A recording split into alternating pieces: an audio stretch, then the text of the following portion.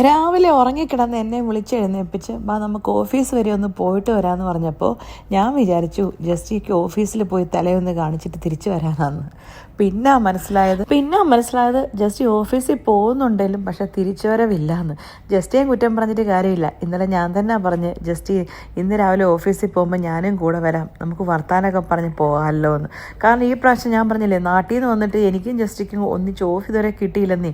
എനിക്ക് ഓഫുള്ളപ്പോൾ ജസ്റ്റിക്ക് ജോലി, ജസ്റ്റിക്ക് ഓഫുള്ളപ്പോൾ എനിക്കും ജോലി. അപ്പോൾ പിന്നെ രാവിലെ ചുമ്മാ വർത്താനമൊക്കെ പറഞ്ഞ് വണ്ടിയെ പോകാനൊരു രസമല്ലേ. അങ്ങനെ ജസ്റ്റ് രാവിലെ കൊണ്ടുവിട്ടു. പിന്നെ തിരിച്ചു വന്നിട്ട് എൻ്റെ ഉറക്കക്ഷീണം അങ്ങ് പോയില്ലെന്നേ. എന്നെ അന്നേരത്തില്ല. ഇനി ഉറങ്ങാൻ കുറച്ച് ദിവസം കൂടെ അല്ലേ ഉള്ളൂ. അടുത്ത ആഴ്ച അവരുടെ പിള്ളേർക്ക് സ്കൂൾ തുറക്കുവാണേ. പിന്നെ ഉറക്കമൊക്കെ കട്ടപ്പോക.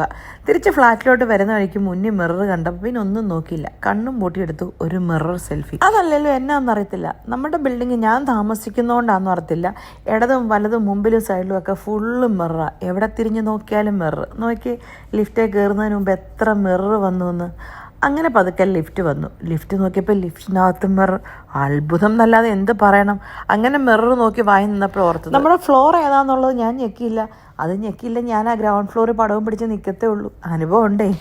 അങ്ങനെ നമ്മുടെ ഫ്ലോർ നമ്പർ ഞെക്കി. നമ്മുടെ ഫ്ലോർ നമ്പർ ഏതാണെന്ന് വെച്ചാൽ വേണേ ഒരു ക്ലൂ തരാം. സച്ചിൻ തെണ്ടുൽക്കറിൻ്റെയും മെസ്സിയുടെയും മറഡോണയുടെയും പെലെയുടെയും ഒക്കെ ജേഴ്സിയുടെ നമ്പരാണ്.